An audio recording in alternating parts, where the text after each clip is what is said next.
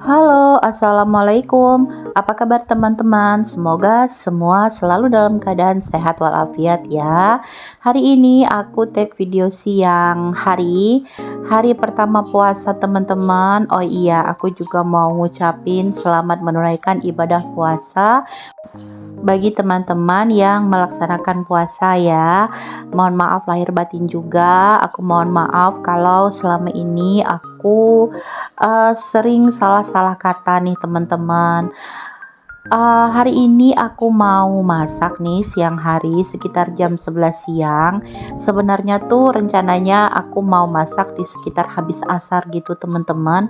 Tapi aku rasa kalau habis asar tuh kemungkinan gak bakalan sempet buat ngerjain semua secara cepet ya. Apalagi kalau kita ngevlog begini, pekerjaan tuh rasanya memang lebih lambat daripada biasa. Yang seharusnya pekerjaan itu bisa selesai dalam jangka waktu 2 jam, kalau sambil di syuting begini bakalan bisa 2 kali lipat waktunya ya teman-teman.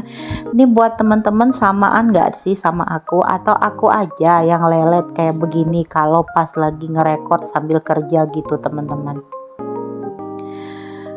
Hari ini aku mau bikin kolak pisang dulu nih teman-teman sebelum aku masak. Jadi karena aku tuh hari ini mau masak ikan nila nanas. Sementara nanasnya tuh aku tuh belum punya. Jadi tadi kebetulan si adek tuh ada pergi keluar gitu ya. Mau ngerjakan tugas kelompok katanya, ada tugas dari kampus. Jadi aku tuh titip aja sama si adek karena kebetulan juga dia tuh udah pulang ke rumah sekitar jam 12-an siang. Jadi aku titip aja sama dia buat beli buah semangka sama buah nanasnya untuk nyayurin ikan itu ya. Nah ini aku sambil ngupasin pisang. Nah ini pisangnya ini udah aku beli dari beberapa hari yang lalu. Kalau nggak salah sekitar 3 hari sebelum puasa gitu teman-teman. Sebenarnya sih belinya tuh masih ijo, agak-agak ijo gitu. Tapi ternyata matangnya cepet banget. Jadi ini aku mau bikin kolak pisang, tapi walaupun pisangnya kematangan gak apa-apa lah ya. Aku bikin separohnya aja. Sebenarnya masih ada sebanyak ini lagi yang bakalan aku olah besok-besok, tapi aku nggak tahu mau dibikin apa. Cuma karena kalau aku bikin semua bakalan kebanyakan teman-teman. Namanya kita kalau sedang puasa begini nafsu makannya emang gede ya, tapi kalau udah makan sedikit tuh terus yang ada tuh cuma kenyang aja teman-teman. Jadinya aku kalau bikin-bikin apa-apa selama bulan puasa ini secukupnya aja. Pokoknya kalau bukaan sekali habis gitu teman-teman. Karena kalau nggak habis nggak ada yang makan lagi. Kalau kita bukaan kan perutnya tuh kenyang ya, apa-apa masuk, air teh, teh es, air putih.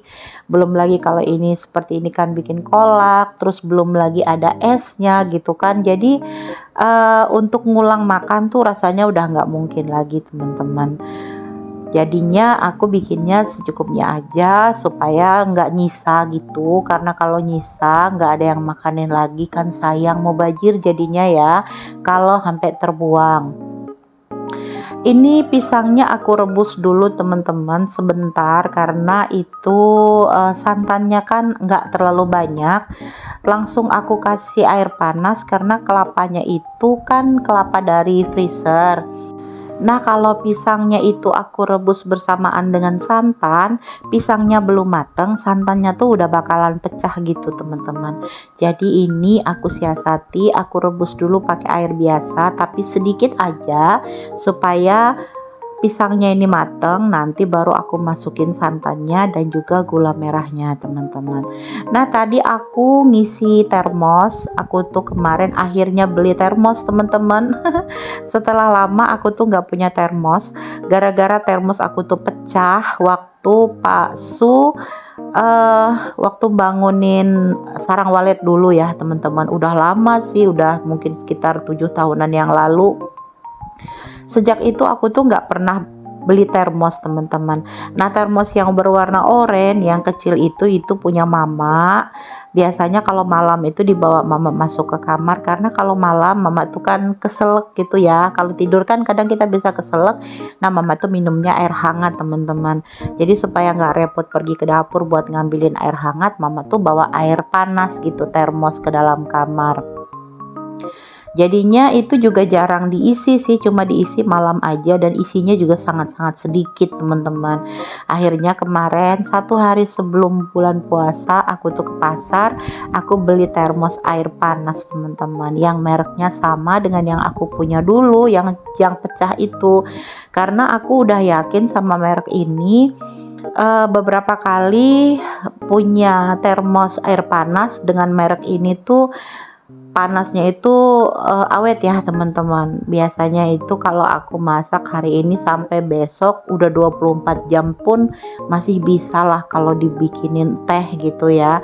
Kecuali kalau dibikinin kopi mungkin agak kurang panas, karena biasanya kalau bikin kopi itu air panasnya tuh harus benar-benar mateng supaya kopinya itu mateng sempurna ya. Jadi tadi aku masak air panas juga, aku ngisi termos itu dua-duanya untuk nanti sore kalau mau bikin teh aku nggak repot lagi masakin air sedikit-sedikit gitu teman-teman, seperti yang selama ini aku lakukan karena selama ini aku nggak punya termos air panas. Kenapa aku nggak pakai dispenser? Aku tuh pernah kejadian ya teman-teman, punya dispenser ya, memang sih dispenser yang biasa gitu ya, bukan yang mahal. Mereknya juga merek biasa. Itu aku nggak tahu kesalahannya dari mana, ataukah memang aku yang nggak ngerti gimana cara ngebersihinnya. Tapi pas waktu aku tuh mau minum ada lumutnya gitu teman-teman. Jadi aku tuh parno ngebayangin di dalamnya tuh pasti banyak sekali lumut, sementara aku nggak tahu gimana cara bukanya teman-teman, gimana cara ngebersihinnya gitu ya. Nah setelah itu jadinya aku tuh nggak pernah sama sekali pakai dispenser, karena aku merasa nggak yakin. Entahlah, kalau nanti suatu hari aku pelajari dulu gimana cara ngebersihinnya dengan baik, mungkin aku berani lagi pakai dispenser. Walaupun dispenser yang aku pakai kemarin itu memang nggak dicolokin listrik sih teman-teman, karena wattnya itu lumayan ya, sampai 300 sampai 400 watt gitu. Jadinya aku ngerasa sayang aja. Dan memang waktu itu sih listrik aku nggak cukup ya teman-teman. Jadi kalau dipasangin listrik itu ngejeglek terus, nggak seperti sekarang. Kalau sekarang sih dayanya tuh udah 2200, jadinya tuh kalau aku mau pakai dispenser sebenarnya bisa. Tapi karena aku udah ngerasa trauma duluan dengan lumut yang masuk ke dalam gelas itu, aku jadinya nggak berani lagi deh untuk sementara ini pakai dispenser. Nantilah kalau aku udah benar-benar yakin, aku tahu gimana cara ngebersihinnya dengan baik tanpa ngerusak mesinnya, mungkin aku bakalan pakai dispenser. Tapi sih sebenarnya aku tuh kepengennya tuh dispenser galon berdiri itu loh teman-teman, supaya nggak pakai ngangkat-ngangkat galon gitu ya. Karena untuk sekarang ini kondisi aku untuk ngangkat-ngangkat tuh kayaknya udah nggak terlalu kuat lagi. Maklum ya teman-teman, umur sudah bertambah. Sementara kalau mau minta tolong anak-anak atau Pak Su, bukannya mereka nggak mau, cuma kan ada kalanya kita mau make tapi pas mereka tuh lagi nggak ada gitu teman-teman. Jadinya tuh males aja gitu ya, kalau mau make sesuatu mesti nunggu-nunggu.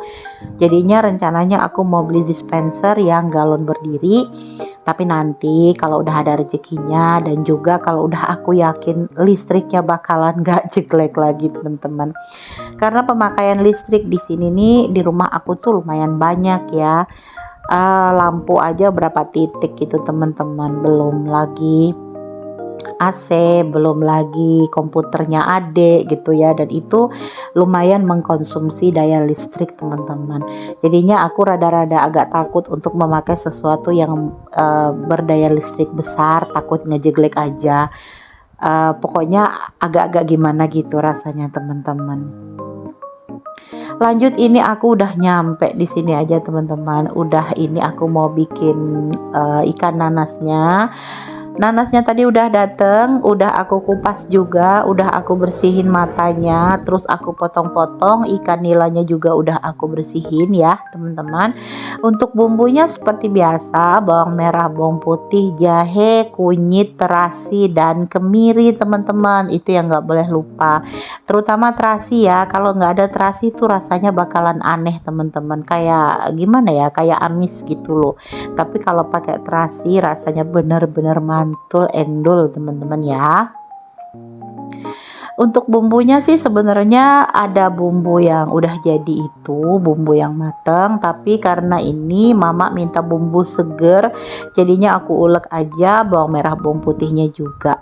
Sebenarnya sih kalau mau nyendok udah ada ya, tapi katanya kepengen yang baru, ya udah aku bikinin pakai bumbu yang baru semua. Gak lupa juga aku kasih serai 2 biji ya teman-teman, 2 batang. Enaknya masak ini nih cemplung-cemplung semua teman-teman, semua bumbu masuk, terus langsung dikasih air, terus langsung dikasih gula, garam, penyedap ataupun kaldu bubuk teman-teman. Dan ini sayurnya memang harus rada manis, kalau nggak manis tuh kurang rasa gitu teman-teman. Memang jenis sayurnya itu tekstur manis gitu ya. Kalau udah masuk semuanya tinggal ditutup dan ditaruh di atas kompor. Udah kayak gini aja teman-teman. Terakhir sebelum matang dikasih cabai rawit. Nah cabai rawitnya ini supaya buat dipites-pites gitu ya. Sebenarnya sih nggak pakai sambal nggak apa-apa, tapi karena hari ini aku masak daun singkong direbus, jadinya aku harus pakai sambal, harus ada sambalnya gitu. Sebenarnya kalau udah masak ini sih nggak pakai sambal udah nggak apa-apa, pakai cabai yang ada di dalam sayurnya itu malah lebih enak sebenarnya sih. Alhamdulillah ini ikannya udah matang teman-teman. Aku bawa ke meja, mau aku masukin ke dalam mangkok saji. Nah ini aku ngambilnya pelan-pelan supaya ikannya tuh nggak hancur ya. Memang ini ngerebusnya nggak pakai lama sih teman-teman, yang penting udah mendidih dan ikannya udah rada mateng, nggak perlu sampai lunak-lunak banget. Nah ini untuk isi-isinya semua aku masukin ke dalam piring saji begini, tapi kuahnya ini ternyata banyak banget, jadi kuahnya aku taruh di mangkok lain untuk separohnya. Untuk daun singkong tadi udah aku rebus juga teman-teman. Aku rebus lumayan lama, jadi aku masukin ke dalam piring sajinya juga. Setelah tadi aku masukin ke tempat yang tirisan gitu ya, buat ngebuangin airnya. Lanjut ini sore harinya teman-teman, tadi setelah masak aku tuh istirahat dulu karena kalau mau nyajiin kan masih sekitar jam 2-an gitu teman-teman. Jadi ini aku istirahat. Setelah itu sekitar jam 4 lewat gitu, hampir setengah 5 aku mulai menata meja dan juga bikin esnya ya teman-teman. Nah itu yang di panci itu kolaknya tadi udah jadi, masih aku taruh di panci, belum aku masukin ke mangkok-mangkok. Aku juga nyiapin piring teman-teman, karena biasanya Pak Su, adik, kakak tuh kalau buka puasa langsung cari nasi teman-teman, langsung makan gitu ya. Walaupun ada kue tapi mereka lebih milih nasi karena lapar banget katanya. Nah tadi pagi aku juga bikin ini kelapa imitasi dari Nutrijel rasa kelapa. Aku bikinnya pakai yang bungkus kecil aja teman-teman, karena kan ini memang sekali lagi membuat makanan-makanan di dalam bulan puasa itu kalau bisa tuh yang sekali habis gitu teman-teman. Jadi kalau bikinnya tuh dikit-dikit aja. Kenapa aku nggak mau bikin langsung 2 bungkus atau langsung banyak? Karena menu untuk besok itu belum tentu ini lagi teman-teman. Aku berusaha untuk membuat menu yang bervariasi supaya terutama anak-anak makan bisa lebih nyaman ya.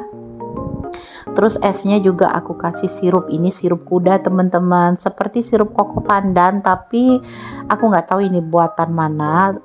Cuma aku taunya pokoknya mereknya kuda gitu aja.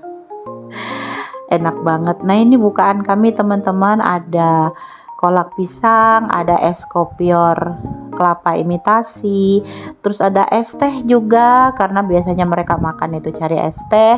Terus aku taruh juga susu di sini supaya kalau yang mau pakai susu ya pakai susu, kalau enggak ya enggak gitu ya. Jadi aku enggak masukin susunya langsung ke dalam es. Terus ada kurma juga, ini kurma madu kesukaan Pak suami, dan ini kurma yang ini aku nggak tahu kurmanya namanya apa, dan ini kesukaannya mama dan anak-anak teman-teman karena katanya lebih juicy. Nah, ini menu kami teman-teman, menunya sederhana aja untuk bukaan hari pertama. Makasih teman-teman yang udah mau nonton video aku. Makasih juga untuk like dan subscribe-nya. Sampai jumpa dengan aku di video berikutnya. Selamat berbuka puasa. Wassalamualaikum warahmatullahi wabarakatuh.